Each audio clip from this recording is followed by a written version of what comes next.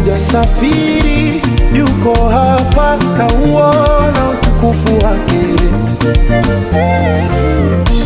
Yesu hajasafiri, yuko hapa na uona utukufu wake.